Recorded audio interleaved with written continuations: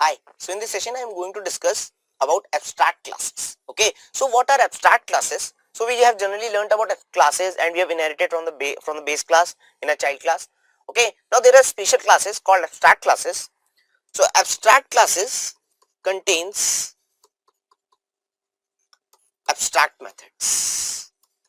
And what are these abstract methods? So generally these methods are declared but they have no implementation. But they have no implementation. So we have a method which are declared but they have no implementation. They will be implemented by someone else. Okay, so what is the use case of this? So let us consider an example. Let's say we have a class truck, bus, car. Okay, there is a class truck, bus, car. So there will be common methods of these classes and we want some methods to be implemented by all of these classes. Like there can be a method start. You want to start a truck, bus, you want to start a car, you want to stop a car, you want to drive a car or a truck or bus. So these methods will be common to all of these classes. So we can have a parent class that is an automobile. Let's say this is our parent class and we can say it will have abstract methods. Abstract methods means these will be abstract methods: start, stop and drive, and these have to be implemented by all of these classes. Okay, so any new automobile comes, he doesn't need to know that all methods it needs to be implemented. He can just directly go to automobile class and see what all methods need to be implemented. I need to implement start, stop and drive.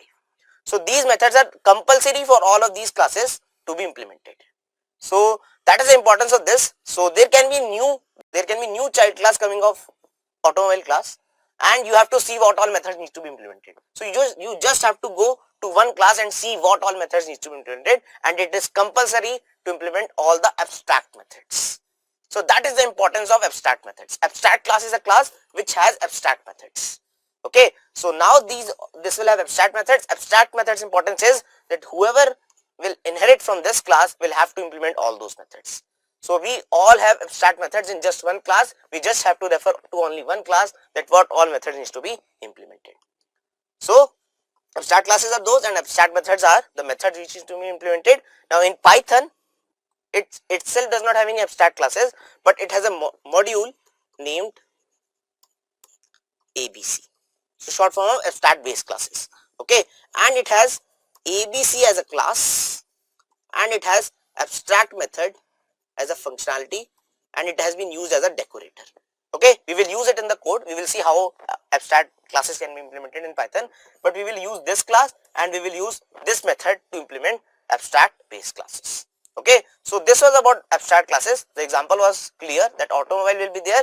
All the classes which will inherit from automobile will have to implement all the abstract methods. Okay, like it considered start, stop and drive. These are the methods. You can have other methods as well, and we have a module in we don't have any particular class in Python like abstract class, but we have a module named ABC from which we can use this class and we can use this method as a decorator to implement abstract base classes. Okay, so in the next session we will actually code and see how we can implement abstract base classes. Okay, great, thank you.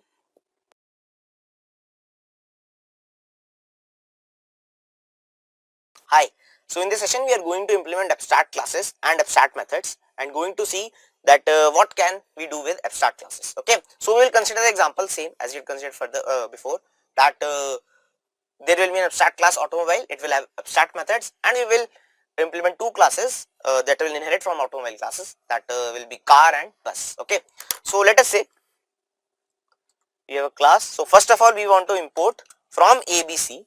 This is the module from which we will be importing this class, ABC class, and we will be importing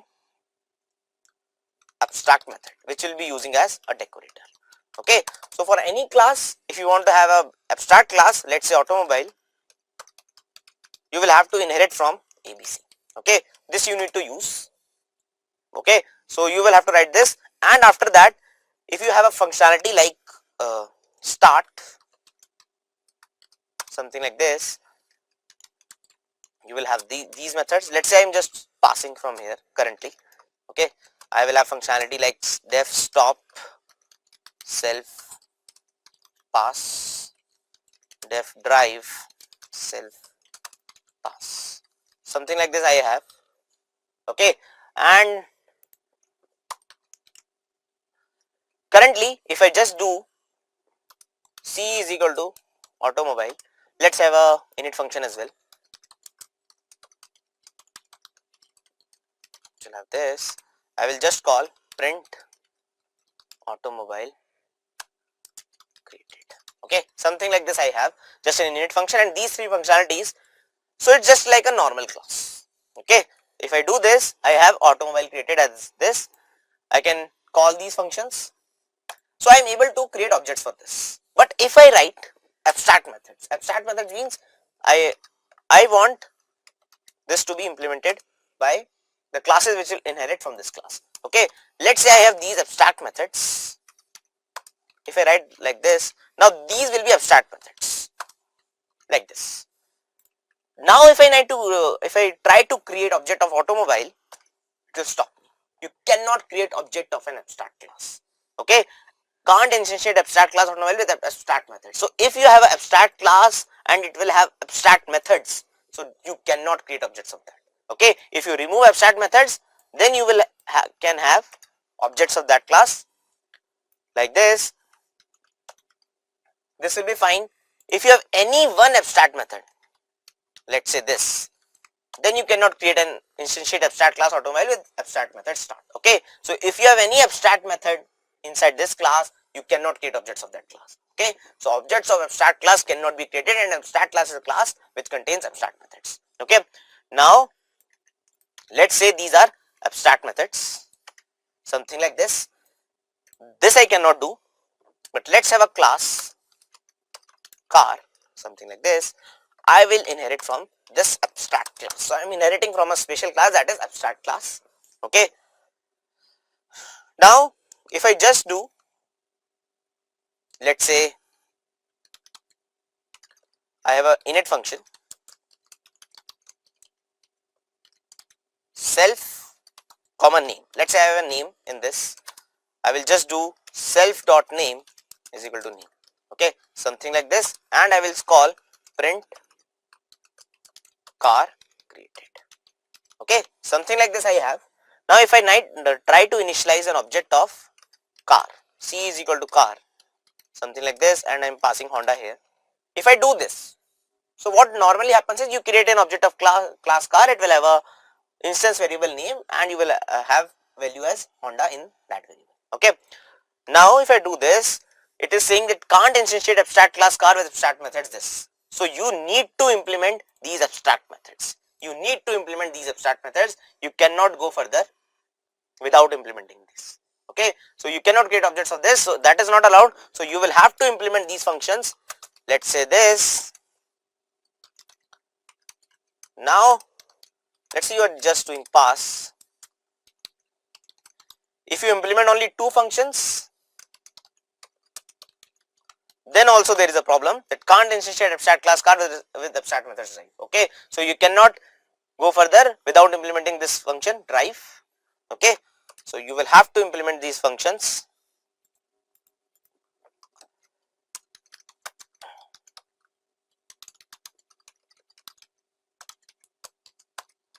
Something like this. Now this can go and you can have a function car created. Okay, so this is a functionality. You need to implement these functions. You need to implement these functions before going on further. You cannot go further without implementing these functions. Okay, now if I have this start this, I was able to create objects of this. The important point is, if I don't have this, let's say this, I don't have my init. Okay, now init will be called a what? If I instantiate this, if I call this, what happens is C is equal to car. It by default call the init of car, but you don't have that. So it will by default call the parent class init. It will be called of automobile. So if I do this now, so I am getting automobile created. Okay, so I can create an object because init is happening in automobile. If you don't write here, then by default object class init will be called. Okay, this is how inheritance happens. So if you have this, you can have this. So you need to pass, it will create an error that init missing one required positional argument name. So you have to pass that like Honda here. Okay, so now you can run this and this is car has been created. Okay, similarly if you have any other class, let's say bus, automobile, something like this. Let's say you have a name of bus as well, something Delhi bus and UP bus, etc. So I'm calling this bus created. So car will not have a problem, but if I do this, B is equal to bus, Delhi metro bus, something like this. So car has been created. It is not creating any problem. Why?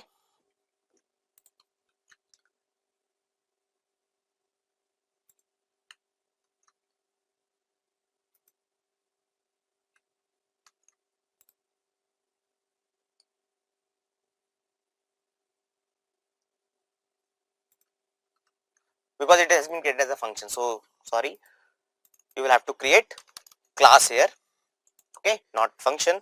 So now can't instantiate abstract class bus with abstract methods this and this. So you cannot instantiate this, you have to implement these functions. Okay, that is very important, like this.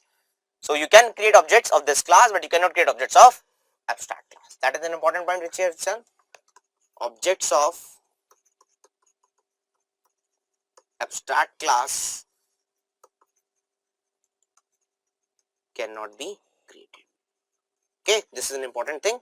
And the second important thing, implement all the methods, all the abstract methods in the child class. Okay, you have to implement all the methods, you cannot skip anything. Okay, that is an important thing you need to know. Now you know how to inherit from a abstract class, how to inherit from an ABC class, because this is an abstract class which inherits from ABC class. These are the abstract methods which needs to be implemented by all the classes which will inherit from this abstract class. Okay, this is how abstract class are used. According to the functionality, we can create more abstract classes and more abstract methods as long as it will be required. Okay, great, thank you.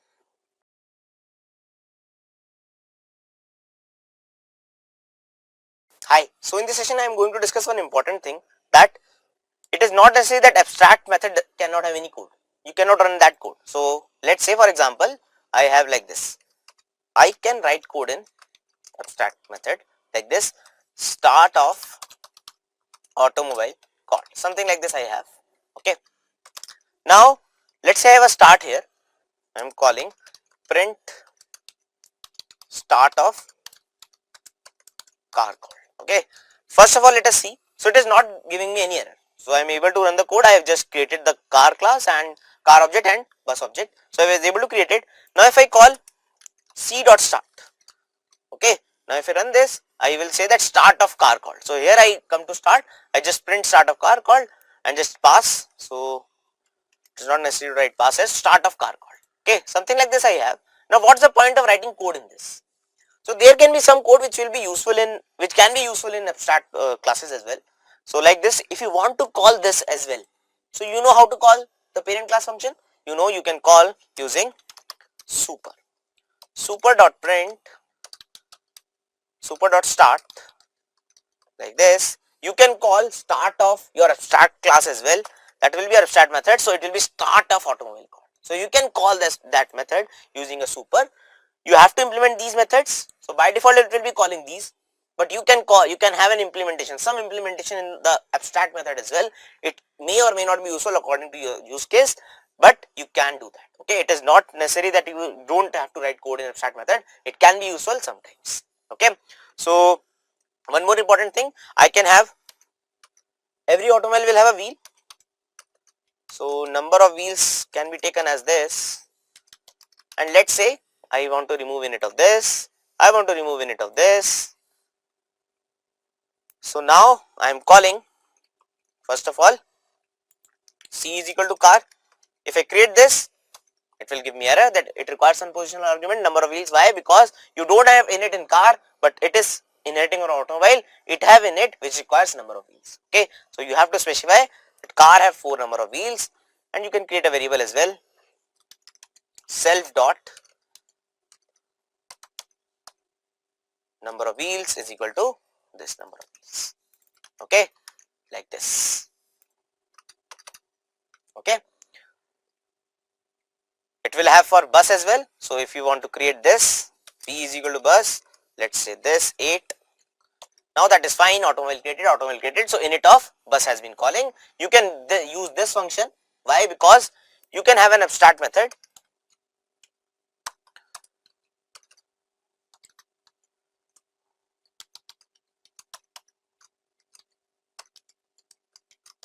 something like this.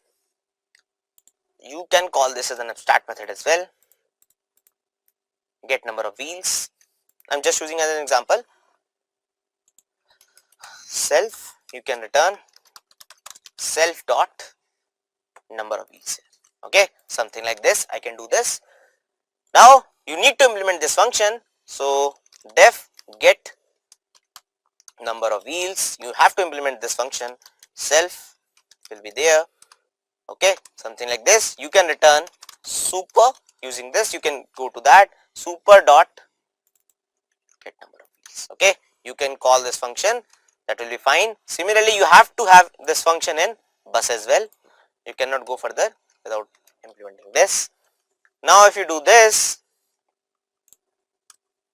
print c dot get number of wheels. Oh, 1 second, I just forgotten one semicolon here.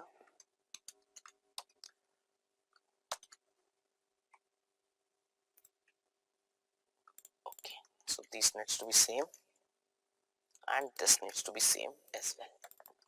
Okay, now I think that will be great. So it is not an attribute, just like this, get number of wheels. I think that will be fine. Now automobile created. So you have returned super dot get number of wheels. Here you have called this and you got the answer as 4. Okay, great. Thank you.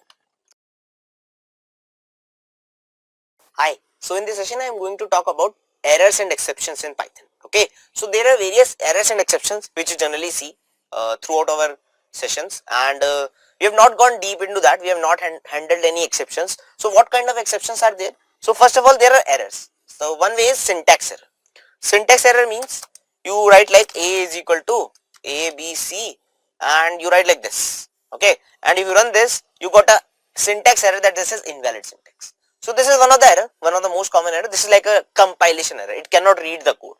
Okay, so one error is like this, syntax error. So you can't do more thing about this. You just have to resolve it. Okay. Now if you write like a is equal to abc. Now there can be other errors as well. Let's say you do a is equal to 10 divided by 0. Okay.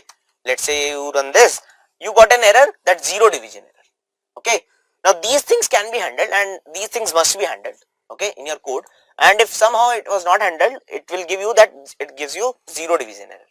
Okay, more things can be there, like you can have a is equal to, let's say you are writing b into 4 and nothing b is there, so you get an error name b, name error, name b is not defined. What is b? Okay, so this kind of error is name error. Okay, another error can be like if you do a is equal to 1 plus 2, string plus integer. Okay, you know you cannot do that, so you get an error, type error. It must be a string, not integer, so you get a type error. So these are the various errors and exceptions. These are not exactly exceptions but kind of exceptions. Okay, syntax error is just a different thing which should not be handled, but some of the errors like 0 division error, type error, these can be handled somehow. Okay, and we will see how to handle exceptions, but first of all we should have a clarity that these kind of errors or exceptions are present in Python. Okay, and we will be going deep into these exceptions, how these exceptions can be handled. Okay, so these kind of exceptions will be raised, so we will write a code so that we can handle all of these exceptions. So we will start handling exceptions in the next session. Now you should have a clarity that we are working on these errors and exceptions. Okay, great. Thank you. Hi. So in this session we are going to start handling exceptions. So first of all, let's write some code and let's see. So we will be having a fraction. We will be creating a one fraction. We need two things for fraction, numerator and denominator.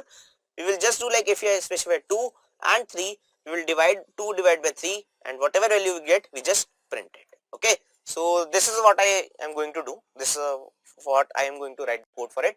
So let's quickly write the code. So let's say I have a numerator. I will take an input. So I will take input, enter the numerator. You can specify this. This will be printed on your terminal like this. Now you take numerator will be integer part of this. By default string are taken. So I will convert that string into integer and I will get the numerator part.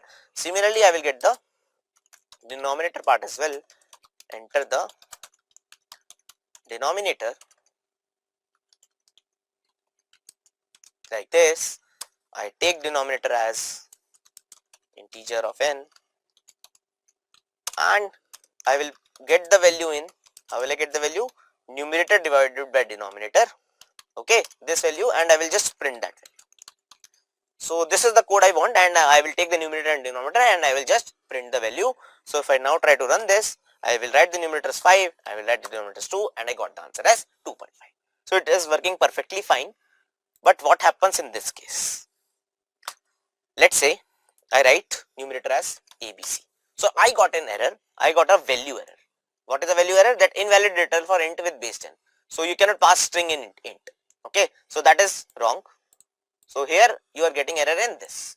Okay, so you want to do this code and if any exception comes, you have to handle that exception. Okay, you want to handle that exception. Oh, value error comes. Okay, I will try again. I will run the code again, but I will try the value error. I will handle the value error. How I will handle the error? So there is a concept of try and except block. Except block. So I need to try this code. If this code works fine, then that is absolutely fine. If any exception comes, I will handle in this except block. Okay, so there is a try and except block. You want to try this code and you want to handle the exception, whatever will come while executing this code. Okay, so you will surround this code with a try and except. So what I am trying to say is, you will try this code, you will give a proper indentation like this. You want to try this code, and as you have seen that you got a value error, so you will write like except if you got a value error like this. If I got a value error, I will print that. I will print what? I will print numerator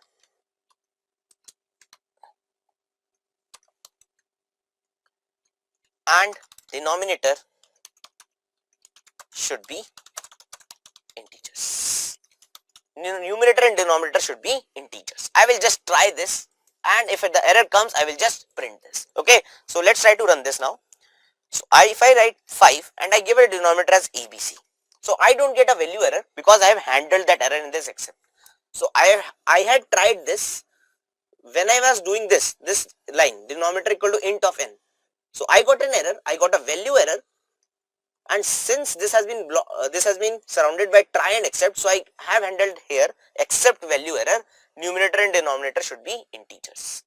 So I have handled here because I have handled a value error. Okay, now if I handle a name error, let's say I have not handled value error, I have handled name error, and let's now try to run this. I have specified 5 and I will give ABC, so I will get a value error because I have not handled that exception. I have handled only name error. Okay, I have handled only name error. If I don't specify anything, let's try to run this. ABC, I got an error. Value error, numerator and denominator should be integers. So if you don't specify anything, it will handle all the errors. It will handle all the errors. If you give specifically value error, it will handle only value error. If you give specifically name error, it will handle only name error. So I have specified that except value error, numerator and denominator should be integers. Now if you try to run this, if your code works fine, then no error will be raised. So how this try and exit is working? This is working like, this is a try block, it will execute whole code of the block. Input, okay, I don't get any error, I have just entered the denominator, I have converted into integer part. If any value error comes, it will go directly to this, it will not execute rest of the part. This rest of the part will be skipped. You are not come to enter the denominator, because if you give string as a numerator, then your error has been raised and you directly skip to that. Okay, so how this code is running, it goes line by line, line by line. If you get any error and if you have handled that exception, then it will go to into that block. If you have not handled that exception, it will just raise that error. So this is how try and exit block works. If you want to handle that exception, it will go to this block. If you have not handled the exception, it will raise the error. Okay, so this is how this is working. I have raised the error. Now if I now try to, I want to code run, try to get the input again and again. So I will specify like while true,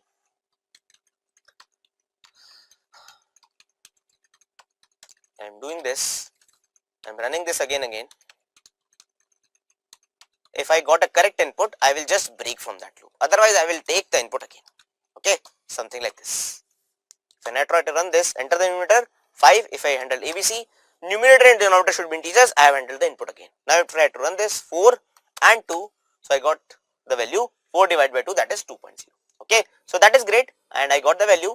I have surrounded using the while block that I will keep on taking the input until I give the correct value. So this is how I will handle the exceptions using try and exit block. If you have not handled that exception, then it will raise the exception. If you will specify this, it will handle all the exceptions. Okay, something like this I have already written.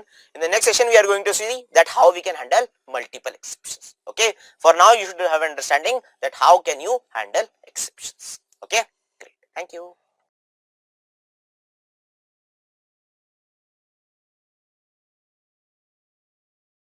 Hi, so in this session we are going to see how we can handle multiple exceptions. Okay, so we are running in this code.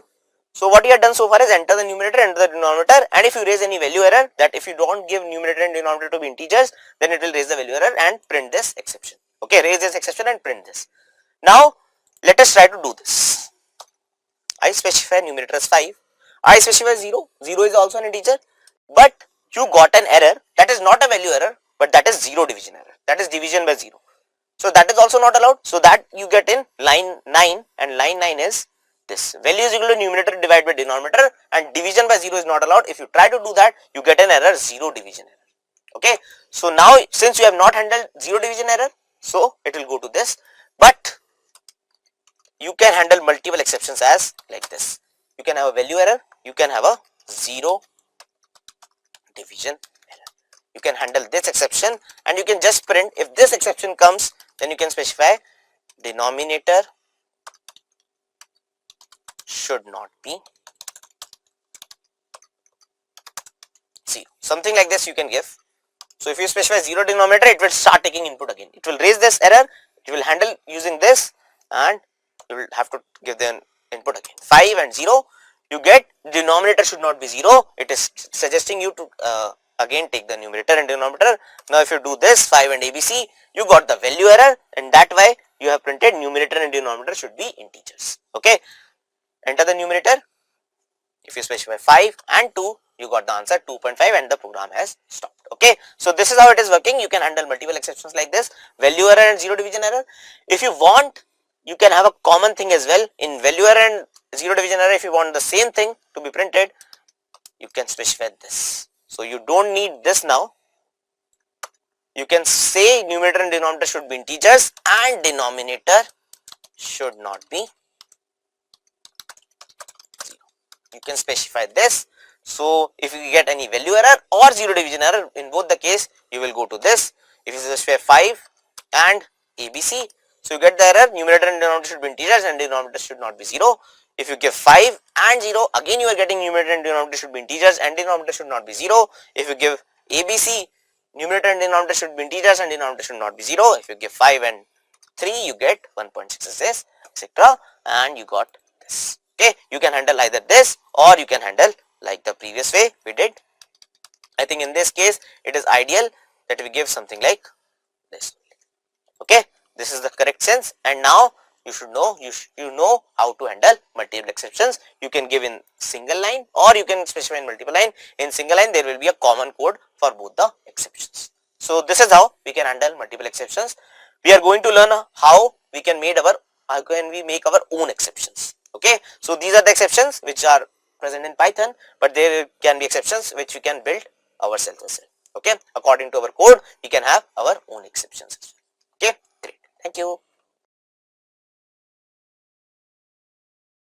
Hi, so in this session I am going to tell you about how can we make our own exceptions. So there can be custom exceptions as well, but before going into that we are going to learn that if we have to raise any exception ourselves, if we have to raise any exception, the code is not giving an exception but we want to raise any exception. Okay, so we can raise any exception by ourselves. Let's say here if I take numerator and denominator, and if denominator is taken as a 0, I have not performed division operation until now. I will handle here like if denominator has been given as 0, something like this. So I will not perform this operation value is equal to numerator divided by denominator. In fact, I can raise my own exception using the keyword raise. Okay, I can raise an exception. I can raise a 0 division error. Let's say I have multiple exceptions which are inbuilt exceptions. I am just raising 0 division error, something like this. And if I do this, if I am doing this print hi, enter the denominator 5 and 0 I have specified. So here I got denominator should not be 0. So I have handled 0 division error. I have not printed high. Initially when I had not written this, so I was getting in exception in this numerator divided by denominator. So I am getting 0 division error using this line previously. But now since I have done here denominator equal to 0, so I am raising 0 division error, so it is handled here. So that's why it is coming because of this error. It is not coming because of this division, it is coming because of this. So let's say I am not raising 0 division error, I am raising name error, something like this. I have not handled that exception name error, and if I now try to run this 5 and 0, so I will get an error that raise name error. So name error has been raised. Okay, so you can raise your own raise the exception yourself as well by using the keyword raise. It will just throw an exception, it will just raise an exception. You have not handled that exception, that's why you are not coming here. If you had handled 0 division error here, it was running this code, you had given as 5 as a numerator, 0 as a denominator, it was running this code. If denominator equal to 0, yes, it is equal to 0, it has raised 0 division error. In this block the output is a division error has been raised, so it comes out of this, it will see this, it is not value error, it will see this, it's a 0 division error. Okay, it has printed denominator should not be 0. If you had raised name error, then it has come out of this code, it was not value error, it was not 0 division error, it has just raised that exception. Okay, so this is how the code is running, and you can raise your own raise the exception by yourself as well. Okay, now here it doesn't make sense of 0 division error. Here actually the exception should be 0 denominator exception. Okay, you want like 0 denominator exception, 0 denominator error. So you want your own exception that is not present in Python. So you want your own exception. So what you can do is you can have a class, you know about inheritance, you can have 0 denominator error, something like this, and it is type of exception. How can you get it? You will inherit from exception class. This is an inbuilt Python class. Here I am just passing here, I am just not writing any code here.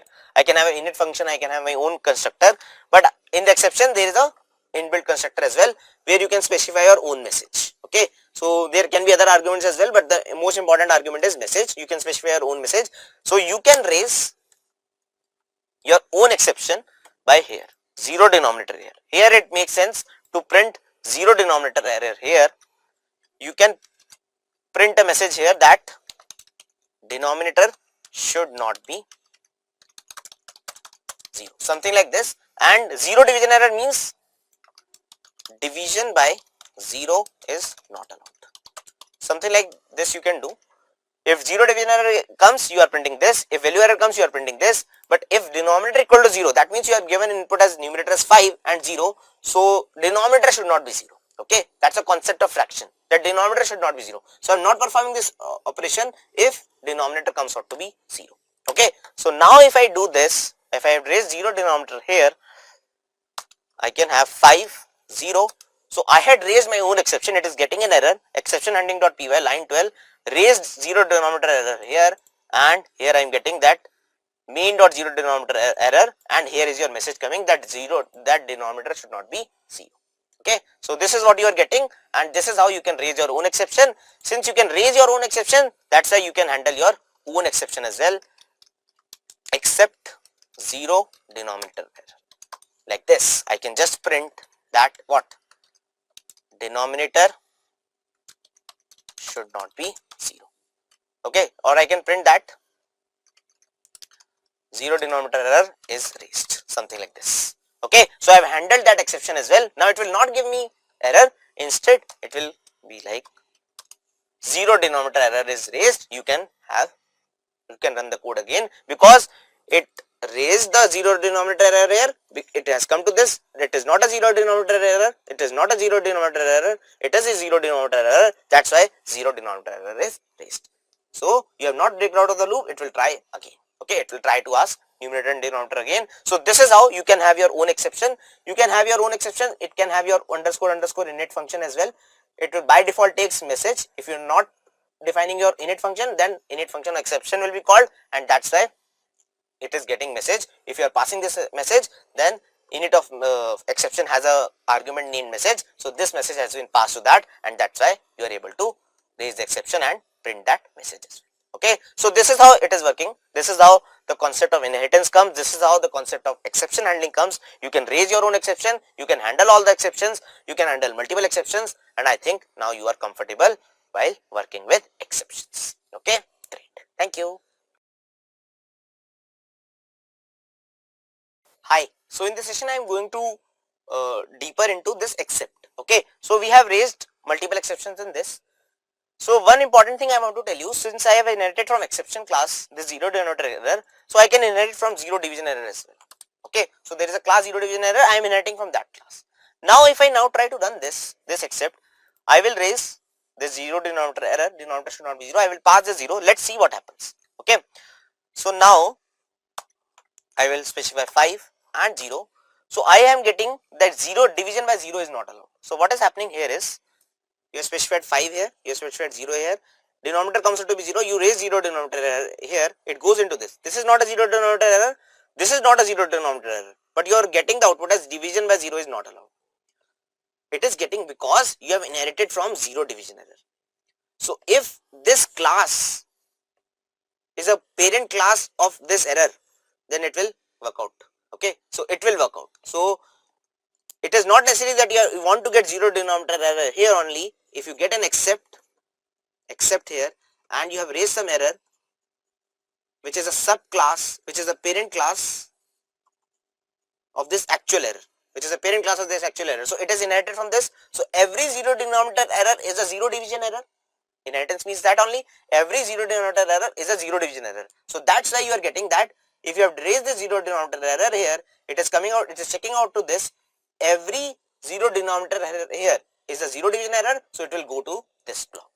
So it is going line by line. It will check, oh, this is also a zero denominator error, zero division error here, so I can print it out. So I am using that. Since it was inherited from zero division error here, so it was having all the properties of zero division error. So zero denominator error comes here, it will match with zero division error, and that's why you are getting this output. But if you change the order, let's say you move this to above,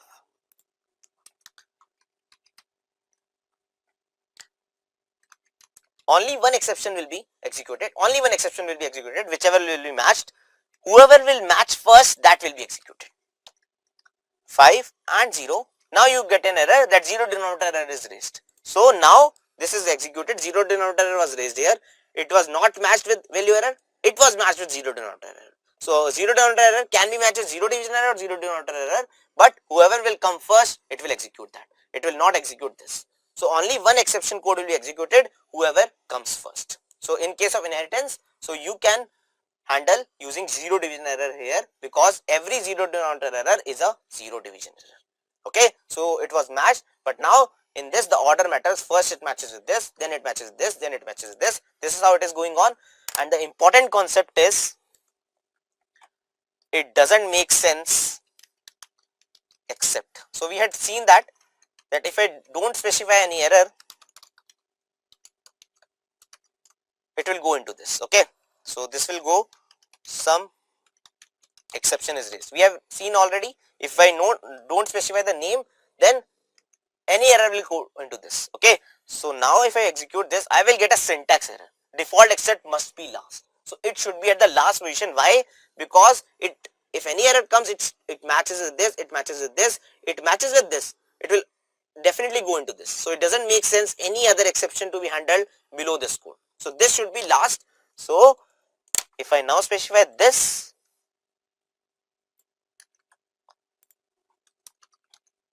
that will be fine, because if none of these exception comes, then I will go into this. So this makes sense. If I now specify 5 and 0, 0 denominator error is raised. So this except without any error should be at the last position. It makes sense, because if any error is raised, it matches with this, it matches this, it matches this. It doesn't matches with all of these, then the code of this will run. Okay, so this is how it is working, and this is how we have handled multiple exception. This is how we can see that if any exception is inherited from another exception, so whoever comes first in the matching will be executed, and this is the learning behind all this. Okay, great, thank you. Hi, so in this session I want to discuss two more cleanup actions in case of exception handling. Those are else and finally. So these are very important keywords in case of try and except.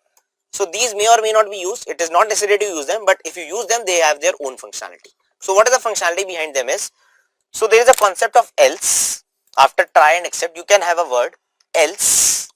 So what does this else do is, if you don't get any exception, then the code inside else will be executed. You should not get any exception in case of else, then the code will be executed.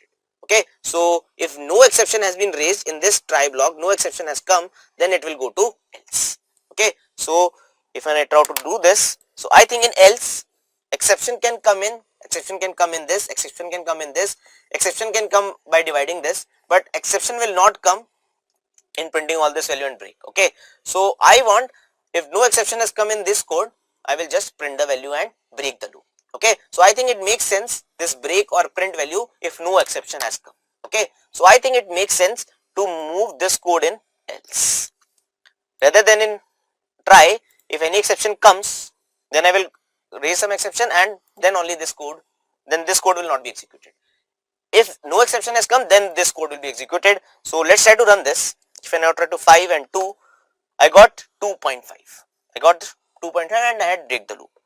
Now if I now try to run this 5 and 0, then the else code was not executed, 0 denominator error is raised. So I will raise this, this code was not executed, that means I have not printed the value, I have not broken the loop. Okay, so the code executes again and again, I have just printing again and again. I am just taking the numerator and denominator again if any error has been raised. So else executed, else code will be executed when no exception will be raised. Okay, now the another point important is, you have a keyword called finally. So finally will come after all of this. If you have only try, you can have like try, except and finally. It doesn't necessary to have else. You can have try, except, else and finally. This is the order you need to maintain. Finally should come at last. Finally should come at last. Else will come after except, and finally should come at last only. If you can follow this order or this order. Okay. Now if you follow this order, let's say this finally, so it will execute the code whether exception is raised or not. It will definitely be executed whether you can have an exception or you can have don't have any exception. So this, if this try block is executed well, no exception will be raised. Else code will be executed if no exception has been raised. After that finally code will be executed. So finally code will be executed whether exception is raised or not. So if I print like exception may or may not be raised, something like this I have done. Okay, now I am going to this, enter the numerator, I have written 5. If I raise any exception, then the else code was not executed. I have raised the exception, so this was coming due to the message of this exception, and exception or may or may not be raised is because finally was doing that. Okay, so if exception comes, finally code will definitely be executed, but else code will not be executed. Now let's say we have another input 5 and 2. So now here 5 and 2 you have printed the value using the else code, because if no exception has come then the else code was executed. So you have printed the value, now you got exception may or may not be used, because finally code will definitely be executed whether exception was there or not. Okay, so this is how else and finally will work. Else will execute when no exception will be there, and finally will be executed whether exception or no exception will be there. Okay, so finally will be executed every time, but else will be executed only when exception is not there. Okay, so these are the cleanup actions which we have explored so far, and this is all about exception handling. If you know all about this, you can handle any kind of exception. Okay, great, thank you. Hi, so in this session I want to discuss that how the flow of finally is working. Okay, so what will happen whether it's because finally will be raised, finally will be executed whether exception will be there or not. Okay, so let's see and explore the functionality of finally. Let's say I am printing numerator and denominator both in finally, something like this. If I am doing this, okay, so how the code is running? So first of all I will specify the numerator, I will give the numerator, I will specify the denominator, I will give the denominator. If any value error is raised, let's say I give ABC and numerator will not be there, so the code error will be there in this line. I will raise the exception, I will go to this value error, numerator and denominator should be integer. After that else will not be executed because exception was there. It will go to finally, it will try to print numerator, but what will happen in case of denominator? No numerator is there and no denominator is there. So let's try to run this. What happens in this case? If I give ABC, so exception has been raised and name num is not defined is coming in 26 line. This line is coming. But if I am doing this, enter the numerator 5 is there. If I write this ABC, so here 5 has been printed, but the exception is denominator is not defined. So whoever will be in the scope will be printed. So how this was done?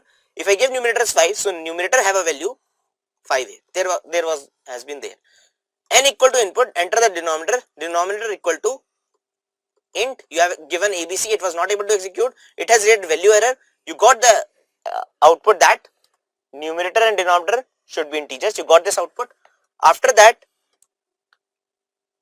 this exception, after this exception, one exception is handled, it will not go to else because exception has been raised. It will go to finally, it will print the numerator. Yes, you have a numerator, you have printed that. You don't have a denominator. You don't have a denominator, that's why you getting error. Denominator is not defined. Okay. Similarly, you can have a numerator and denominator, but you may or may not have value. It will depend error was raised or not. Okay. So in this case, what will happen? 5 and 2 was there. You had both 2.5 and 5 are printed. How? Else executed, print value was there. So you had printed this print value, you had printed numerator is 5, you had printed denominator is 5 and 2.5 is there. Okay. Now if the error is raised, let's say this 5 0, now what is coming? 0 denominator is raised. Okay, 0 denominator is raised, that's why after this raising you come to this 0 denominator, you had printed 0 denominator is raised. After that it will not go to else because this code has exception. You will go to finally, you had printed 5, you had printed denominator 0, but you don't have value because this was not executed. This was 5, this was 0, denominator equal to 0. After this code, no code in try was executed, it will just go from here to here and after that to here. Okay, so whatever lines are missed, that will be missed. If value was executed, then you get the value. If your value was not executed, then you didn't get the value. So this is how the code is running. If you come to any exception, it go from any try, it will go to that exception and after that it will go to finally. So if a try is there, these lines of code are running, there is lines of code present here. If you raise any exception here, these lines will never be executed. It will go to except, after except it will go to finally, and this is how the code is running. If you try to access any variable that is defined in this code, you will not be able to access it. Okay, this is a logical thing and you should not use variables in case of finally. Okay, so use all of these carefully, and because some exceptions may come, some errors may come if you don't write the code properly. Okay, great, thank you.